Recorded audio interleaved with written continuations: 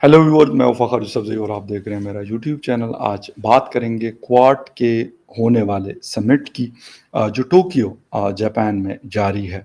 और एक चीज़ तो ये है कि हमारे यहाँ पाकिस्तान में मीडिया पे तकरीबन मोस्टली कोई ख़बर नहीं है। कुछ जो बाहर के टीवीज़ यहाँ पे जो चैनल्स यहाँ पे काम कर रहे हैं, उनकी वेबसाइट्स पे स्टोरीज़ मौजूद हैं। लेकिन जो हमारे अपने लोकल चैनल्स हैं पाकिस्तान के, वहाँ पर कोई ऐसा चीज़ नहीं है। ग़ालिबन डॉन इंटरनेशनल पेज पे कोई कुछ कवरेज तो है उसकी, बट बाकी कहीं पे भी मतलब इसकी कवरेज मुझे नज़र नहीं आई। एक तो इसकी रीज़न मुझे समझ नहीं आती, और सेकेंडली सवाल ये आ रहा है कि क्या क्वाड की सरबराह इजलास के दौरान तवज्जो चीन को काबू करने पर मरकूज होगी या कुछ और। ये बड़ी एक इम्पोर्टेंट चीज़ है, और इसकी डिटेल में बात करेंगे। लेकिन तफसील में जाने से पहले आपसे रिक्वेस्ट है कि जिन जिन लोगों ने मेरे चैनल को सब्सक्राइब नहीं किया, तो प्लीज़ चैनल को सब्सक्राइब करना, बेल और लाइक का बटन दबाना ना भूलें। जापान ने दावा किया कि मंगल को दारुल हुकूमत टोक्यो में क्वाड की सरबराही इजलास के दौरान इस वक्त अच्छा, किसने? चीन ने अपने जंगी तैयारों को फिजा में भेजा, जब मुबैना तौर पर चीन और रूस की फिजाइया के लड़ाका तैयारे उसके एयर स्पेस की खिलाफ वर्जी कर रहे थे। यानी जापान के जो एयर स्पेस है उसको रशियन और चाइनीज जो जेट फाइटर्स हैं उन्होंने वहाँ पे इंटर होने की कोशिश की, और क्वाड के दौरान ही जो एयरफोर्स है, जापानीज एयरफोर्स, उन्होंने उनको उसका रास्ता रोकने के लिए उनके जहाज उड़ाए गए। और ये चीज़ जापानीज जो मिनिस्टर हैं डिफेंस के, नोबाओ केशी ने एक प्रेस कॉन्फ्रेंस में कही, और उन्होंने चीन और रूस की तरफ से ये हरकत एक ऐसे वक्त में की गई है जब जापान क्वाड में शामिल मुल्कों की सरबराह इजलास की मेज़बानी कर रहा था। सरियन एक इश्तियाल अंगेजी है, एक एक्सट्रीमिज्म आप कह दें, और या इसको वायलेंस तो यकीनन है। ये चीज़ की गई है। एक क्वाड के हवाले से मुख्तलिफ बातें भी हो रही है। जापान में होने वाले इस सरबराह इजलास को बहुत अहम करार दिया जा रहा है, क्योंकि इसके बैरुल काहिल और बहर हिंद यानी इंडियन ओशन, और इसके जो इस रीजन है, इसके डिफेंस और इसकी सलामती के हवाले से बड़े दूर तक इसके जो असरात हैं, इफेक्ट्स हैं, वो हमें नज़र आएंगे। दुनिया में कोविड 19 की बदतरीन वबा और किसी हद तक यूक्रेन में रूसी हमले के तनाजुर में बनने वाले इस ग्रुप को अभी तक रस्मी तौर पर इत्तेहाद या तंजीम की शक्ल नहीं दी जा सकी है। लेकिन खैर, इसके बावजूद लास्ट ईयर इसका इजलास वाशिंगटन 2021 में वहाँ हुआ, और इसके बाद यहाँ पर यानी आफ्टर 5 ईयर्स इसको एक जामे शक्ल, एक प्रॉपर शेप दी गई है इसको, और इसको आगे की तरफ बढ़ाया जा रहा है। उन्होंने मतलब एक रिपोर्ट मैं पढ़ रहा था, उसमें कहा जा रहा है कि अब जबकि दुनिया कोविड की वबा से निकल चुकी है और यूक्रेन के मामले पर इंडिया के मौक़िफ़ से समझौता कर लिया गया है, तो ये ग्रुप इंडो पैसिफिक के खित्ते को खुला और महफूज रखने पर तवज्जो मरकूज कर सकता है। यानी इसका जो फोकस होगा वो इंडो पैसिफिक के ऊपर रहेगा, और इंडिया के मामले पर जैसे कहा जा रहा था कि शायद क्वाड के जो दूसरे मेंबर कंट्रीज हैं वो हिंदुस्तान से नाराज हैं।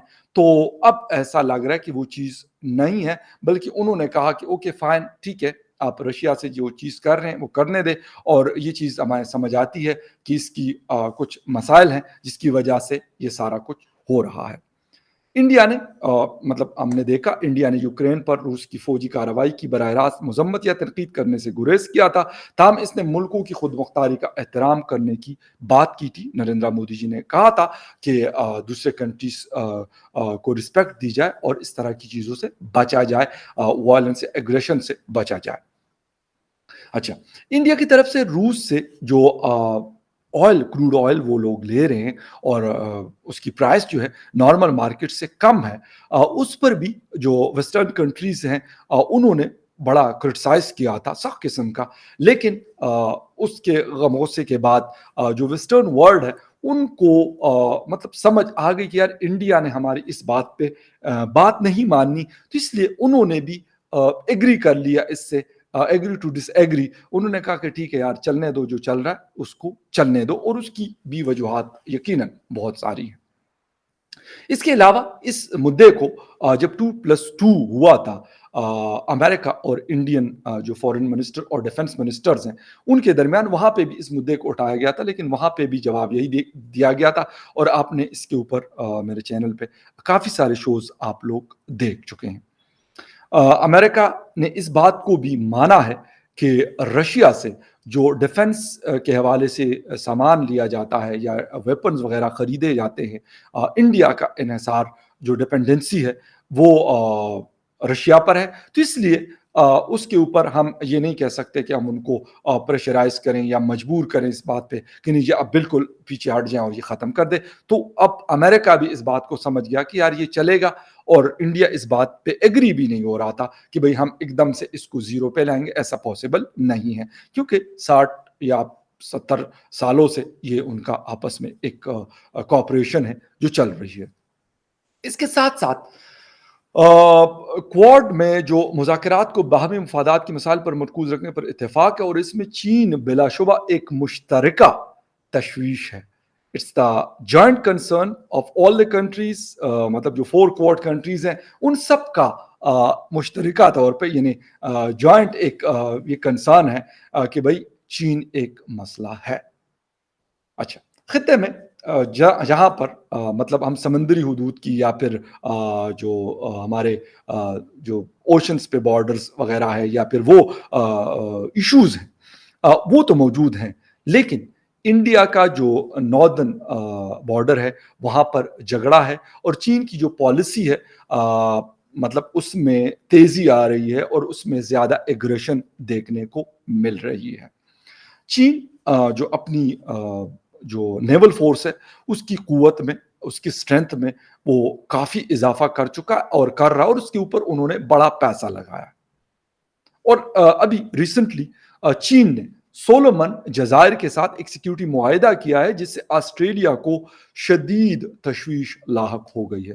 اس معاہدے میں ہے کیا، اس ایگریمنٹ کے اندر کیا چیزیں ہیں جو سامنے آئی ہے؟ اس میں یہ کہا جا رہا ہے، جس کی تصدیق آسٹریلیا کی حکومت نے کی ہے، اس کے تحت چین کی بحری جنگی جہاز یعنی جو نیول جو ان کے شپس ہیں وہ جو یہ آئر لینڈز ہیں ان پر وہ رک سکتے ہیں، اور چین ان جزائر میں امن و امان قائم رکھنے کے لیے سیکیورٹی اہلکار بھی بھیج سکتا ہے. اگر وہاں پہ ضرورت ہوئی تو چائنا ان آئر لینڈز میں اپنے سیکیورٹی فورسز کو بھیج سکتا ہے. دیکھنا یہ کہ آسٹریلیا کے جو new prime minister Anthony Albanese اس معاملے پر پالیسی کیا اختیار کرتے ہیں، اور کیا اس کو کوارڈ ملکوں کے اس اجلاس میں اٹھاتے ہیں یا نہیں، یہ آنے والا وقت بتائے گا. لیکن اس کے ساتھ ساتھ ایک چیز اور بھی ہے. امریکہ کی قیادت میں Indo Pacific Economic Framework یعنی IPEF کا آغاز، جس میں 13 علاقائی ممالک شامل ہیں، یعنی 13 کنٹریز کو شامل کیا گیا، اس سمت میں ایک قدم ہے. اس کا مقصد خطے میں علاقائی ترقی، استحکام اور شمولیت کو فروغ دینا ہے. یہ امریکی صدر جو بائیڈن کی واشنگٹن میں ایسوسی ایشن of south East Asian nation یعنی آسیان کے رہنماؤں کے ساتھ حالیہ جو ملاقات ہوئی اس کے بعد یہ قدم اٹھایا گیا. اور اس ریجن کی انڈو پیسفک کی جو امپورٹنس ہے وہ کیا ہے، اس ریجن کی اہمیت کی حقیقت کو سمجھا جا سکتا ہے. اس میں دنیا کے سب سے زیادہ استعمال ہونے والی جو ہماری رستے ہیں، سمندری رستے ہیں جو سی کے ذریعے ہماری آنا جانا ہے، مال کا آنا جانا ہے، وہ ہے گزرگاہیں ہیں، رستے ہیں، جن میں ابنائے ملاقہ بھی شامل ہے. دنیا کی تقریباً 30 to 40% جو ٹریڈ ہے اس میں ہمارے پاس مختلف قسم کی مطلب کروڈ آئل یا پھر باقی چیزیں جو ہیں وہ ان رستوں کے ذریعے ان ملکوں میں آتی اور جاتی ہیں. لہٰذا جب انڈیا کے وزیر اعظم نریندر مودی جی، صدر جو بائیڈن، وزیر اعظم البنیز اور جاپانی وزیر اعظم فومیو کشیدا ٹوکیو میں ملیں تو ہو سکتا ہے کہ وہ براہ راست چین کا ذکر نہ کریں، لیکن علاقائی سلامتی اس کے ایجنڈے میں ٹاپ پرائیورٹیز میں سے ایک ہوگی. اور ایک چیز اور بھی ہے، सब लोगों को अब पता चल गया है, क्योंकि इंडिया के साथ भी इनके मसाइल हैं, ऑस्ट्रेलिया के साथ भी मसाइल हैं, जापान के साथ भी मसाइल है, अमेरिका के साथ डायरेक्टली और इनडायरेक्टली मसाइल हैं। इसीलिए चारों इस बात पर बिल्कुल क्लियर हैं, चारों कंट्रीज बिल्कुल क्लियर हैं कि भाई कुछ भी हो जाए लेकिन हमने इसका कुछ ना कुछ करना है। कुछ एनालिस्ट एक और बात की भी प्रोडक्शन दे रहे हैं जो बड़ी अहम है यहाँ पे करना। यूक्रेन की जंग रूस को चीन के हथियार हासिल करने पर मजबूर कर सकती है और बीजिंग मॉस्को को इंडो पैसिफिक में अपनी मौजूदगी बढ़ाने के लिए कायल करने में कामयाब हो सकता है। यानी वो इस चीज पे चाइना का रशिया साथ दे सकता है कि भाई हम आपको वेपन देंगे, आप हमारा साथ देंगे।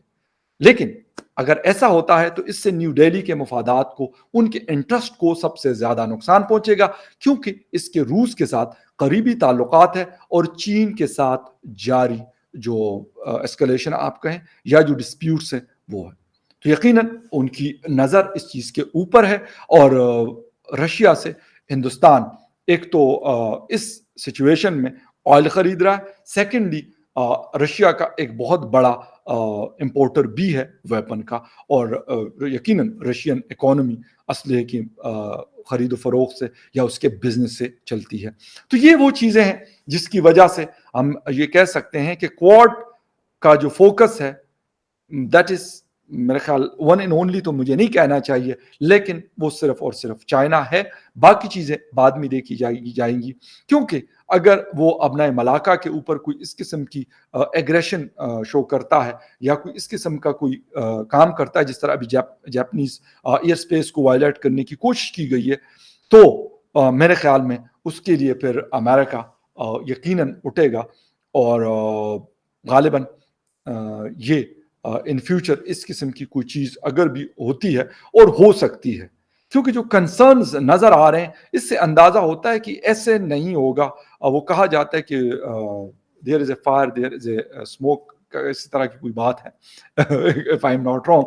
तो अगर मतलब आग जहाँ पे होती है वहाँ से धुआं उठता है, तो इस किस्म की कोई चीज़ कंसर्न्स नज़र आए होंगे इन कंट्रीज को।